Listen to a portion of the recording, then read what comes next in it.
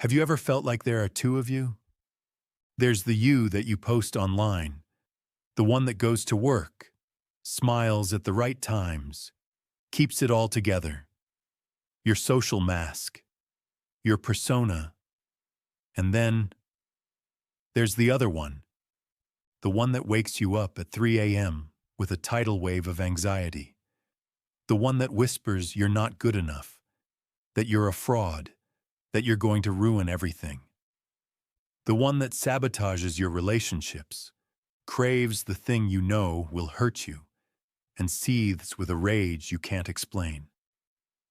It's a savage, chaotic, and deeply inconvenient part of you, and most of the time, we do everything we can to pretend it doesn't exist. We lock it away. We build our entire lives on a road that goes around it. But what happens when that road closes? What happens when you're forced to meet that savage self face to face? For many of us, especially in our 20s and 30s, this inner conflict isn't just a passing mood. It's the defining struggle of our lives. We're navigating immense pressure. Career pressure, social media pressure, the pressure to have it all figured out. And beneath that curated surface, there's often a profound sense of loneliness, anxiety, depression, or a gnawing feeling of being lost. We can feel, in a very real sense, possessed by our own inner demons. Not literal monsters, but destructive psychological patterns that feel utterly beyond our control. This is the dark side of our personality, those parts of ourselves we find unacceptable and try to repress or deny. The brilliant psychologist Carl Jung had a name for this. He called it the shadow. The shadow isn't inherently evil. It's just everything we've disowned, our unprocessed grief, our unexpressed anger, our secret fears. But here's the problem. When we refuse to look at it, it doesn't go away. It festers. It grows stronger in the dark. It starts running the show from behind the scenes, and we find ourselves living in the tombs of our own past traumas, acting out in ways that feel savage and alienate us from everyone, including ourselves. We become the outcast in our own story. There's a strange, brutal, and profoundly insightful story in the Bible that maps out this exact psychological crisis. It's not a gentle parable. It's a story about what happens when the human psyche is so completely fractured that the shadow takes total control. It's the story of the Gerasene demoniacs, and it holds a shocking and vital lesson for anyone who has ever felt at war with themselves. The story is found in the Gospel of Matthew. It begins when Jesus travels to a place called the territory of the Gadarenes, and the moment he arrives, the story says, two men who are possessed by demons come out from the tombs to meet him. Let's pause on that imagery. The tombs. This isn't just a random, spooky detail. In psychological terms, the tomb is a symbol of the unconscious. It's the place where we bury what's dead, what's repressed, what we don't want to see in the light of day. These men are living there. They are dwelling entirely in the realm of repressed, dead psychic energy. The story describes them as so savage that no one could travel by that road. This is a perfect portrait of what happens when the shadow is not just repressed, but has completely taken over. It becomes a force so chaotic and hostile that it makes life impossible, not just for others, but for the person themselves. The road of life is blocked. You can't move forward. You're stuck, isolated by the sheer ferocity of your own inner chaos. We've all felt a version of this. The anxiety so crippling it stops you from leaving the house. The addiction so powerful it severs your most important relationships. The depression so heavy it makes the path forward feel impassable. So these men, these living embodiments of the untamed shadow, see Jesus and they cry out. And what they say is fascinating. They say, "What have you to do with us, Son of God? Have you come here to torment us before the appointed time?" This isn't just a generic movie villain line. This is the voice of the dissociated shadow itself. Imagine your deepest insecurity, your most shameful secret. Now imagine a person who embodies everything you're not: calm, centered, whole, walking directly toward it. The first reaction is panic. It's a desperate attempt to push that consciousness away. "What have you to do with us?" translates to, "You stay over there with your wholeness and your light, and I'll stay here in my familiar darkness. Don't you dare try to integrate me." And that second line, "Have you come to torment us before the appointed time?" It's chilling. It implies that on some deep, unconscious level, the shadow knows a reckoning is inevitable. It knows it can't occupy the driver's seat forever. It knows that the appointed time for confrontation will eventually come. For many of us, that appointed time is what we call rock bottom. It's the moment the crisis becomes so acute it can no longer be ignored. Jesus, in this story, acts as the archetypal self. He is the agent of consciousness, the organizing principle of the psyche that seeks wholeness. He doesn't recoil. He doesn't take another road. He walks directly into the heart of the chaos and engages it. This is the first crucial step of any deep psychological healing: the courage to face the thing. Now the story gets even stranger. The demons plead with him. "If you drive us out," they say, "send us into the herd of swine." A herd of many pigs was feeding nearby. Why pigs? In the cultural context of the time, pigs were considered unclean animals, so the demons are asking to be sent from one unclean vessel, the men, into another. But psychologically, this is a profound moment.